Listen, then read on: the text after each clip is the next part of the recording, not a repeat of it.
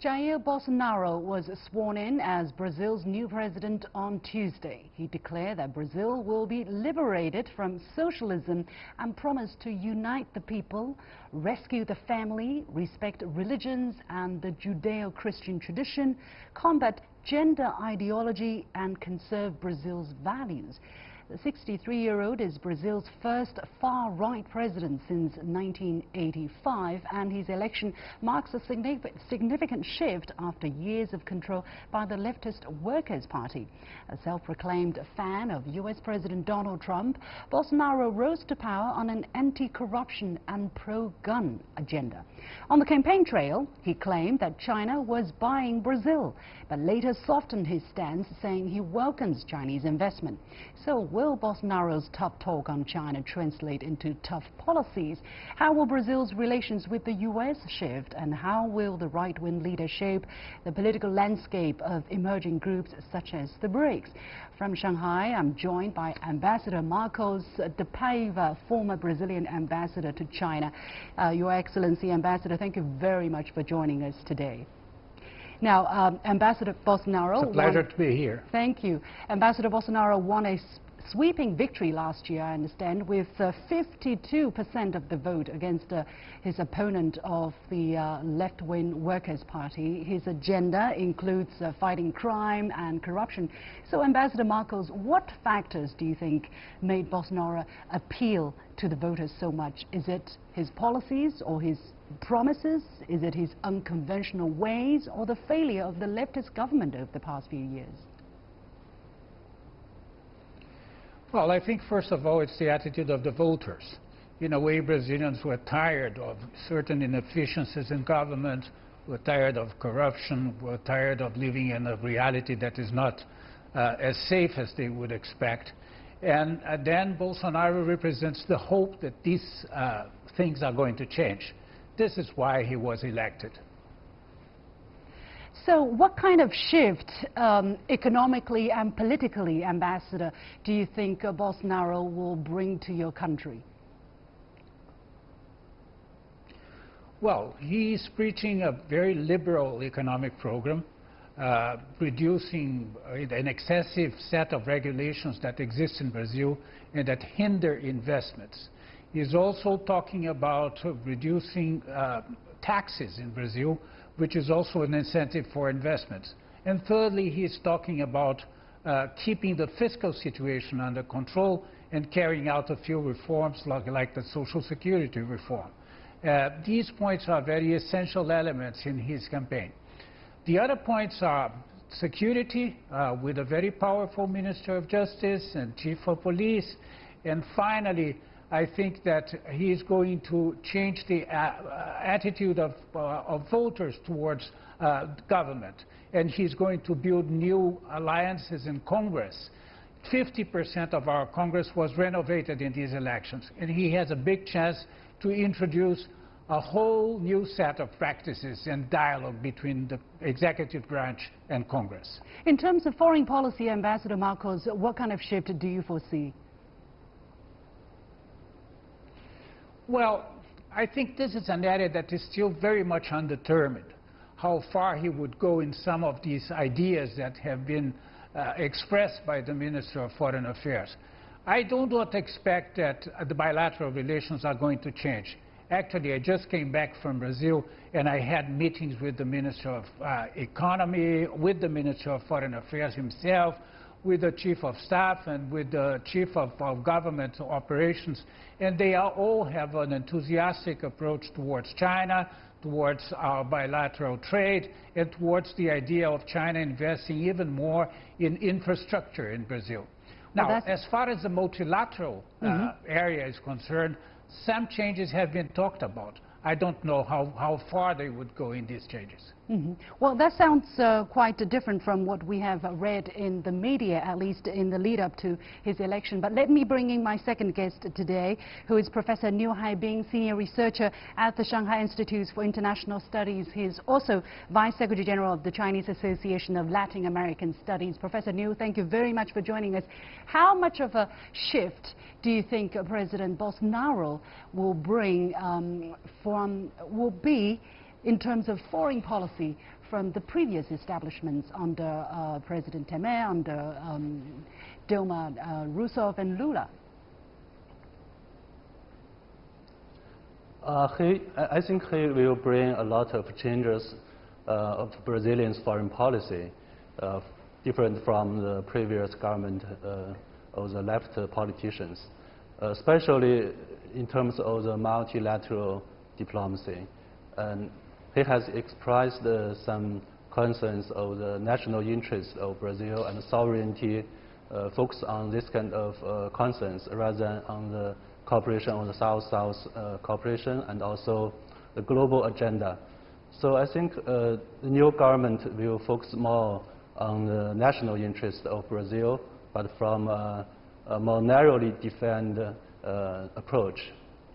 Do you think in terms of attitude towards multilateral institutions and agreements, President Bolsonaro might follow the footstep of US President Donald Trump by retreating from at least some of these international frameworks, Professor Niu?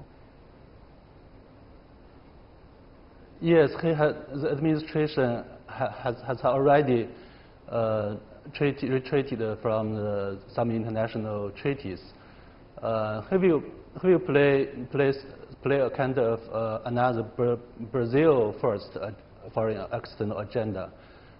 Try to reduce external responsibilities for the country, but I don't think he will totally abandon the previous government's external agenda in terms of global governance, because Brazilians have played a leading role in terms of the climate change, world trade negotiations, etc.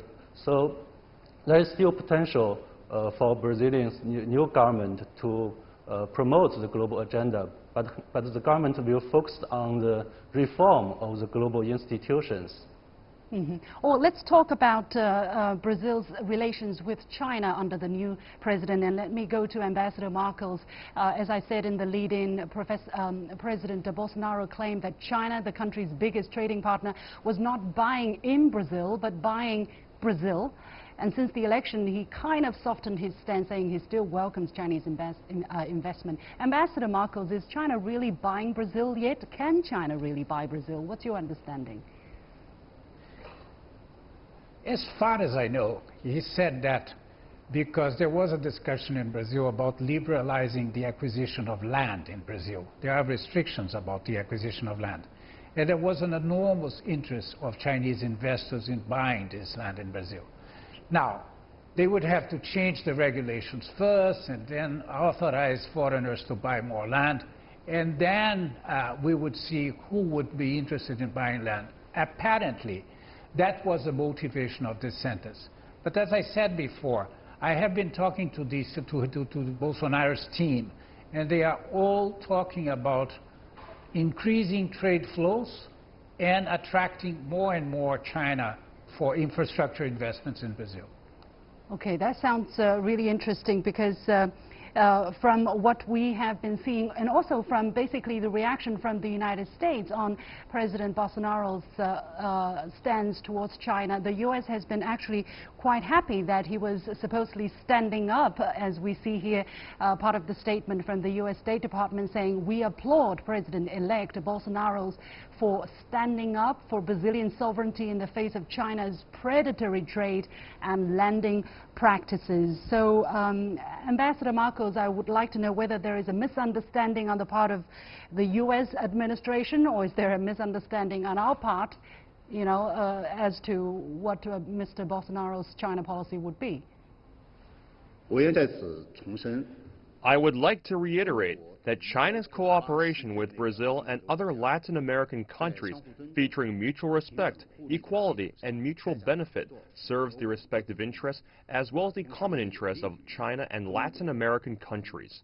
Brazil, as an important emerging market, clearly knows where its interests lie and certainly needs no preaching from others.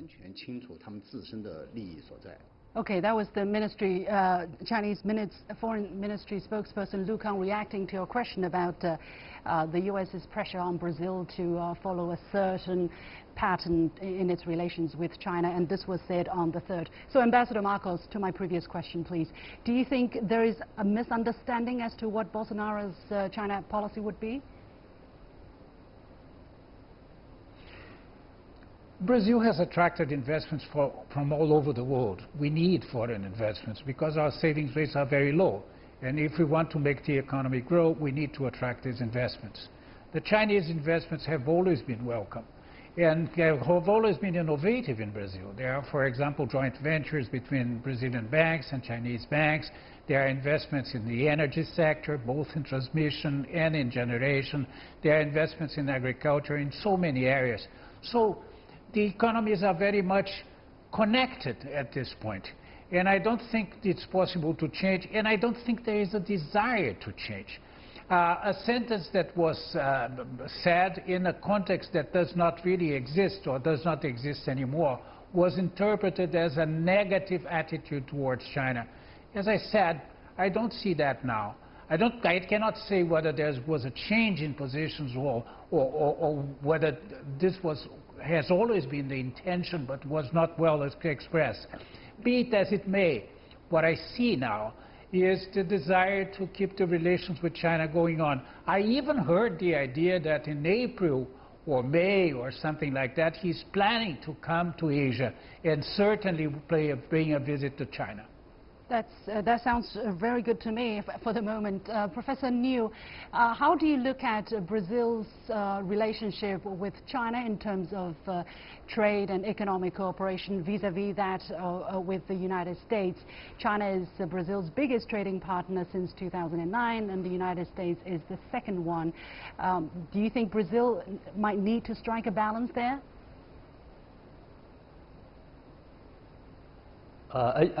Yes, that's a very interesting picture of these three big economies in the globe. Their relationship sheds some light on the future world economic picture. I think currently Brazil might be benefit from the trade competition or war between China and the United States. But in the long term, I think there is a possibility of the three countries to build a healthy economic interaction because there is a strong economic tie already between China and Brazil and China and the United States. And also I think China has a lot of things to be done in the Brazil's economic development in terms of the financial cooperation, technological cooperation, industrial cooperation, and also the infrastructure sectors. So it depends on how these two countries to look at the future of the bilateral economic tie. I see a lot of opportunities there, and also there is some kind of different comparative advantages among these three economic players. And they can focus on the areas of the cooperation, and also they can focus on the areas of competition. But I hope these three countries' leaders can deliver some kind of leadership to forge some kind of closer economic cooperation among them. Yes. I have about 1 minute left. I really want to go to Ambassador Marcos and ask Ambassador Marcos a question about the outlook of BRICS in the near future. We know Brazil will be hosting the BRICS summit for this year. Again, in some international media, we're seeing words such as Brexit, meaning Brazil might exit from this BRICS bloc. What is your take on the situation? Well, I haven't heard anything in that direction. I don't believe that Brazil is going to leave BRICS. There's a lot of work being done in BRICS in terms of putting all the government areas together. I mean, trade, health, education, whatever, you know, support to less favored people. All kinds of topics are in the BRICS agenda. Besides, we have this NDB. And I even already heard that Brazil is trying to select a new president for the NDB, the New Development Bank, because from 2020, Brazil will occupy the presidency of the group. So what I can tell you is that in my contacts with the authorities, I haven't seen any negative approach towards the BRICS. Thank you very much. We're going to leave it there. My guests have been Ambassador Marcos de Paiva, former Brazilian ambassador to China, and Professor Niu Haibin, senior researcher at the Shanghai Institutes for International Studies. You have been watching The Point with Ni Lixin. We'll take a short break, and when we return, a Hollywood star and traditional Chinese medicine aficionado, a rare combination. Why is this Chinese-American actor promoting traditional Chinese medicine fervently? My interview with Carl Yun. Stay with us.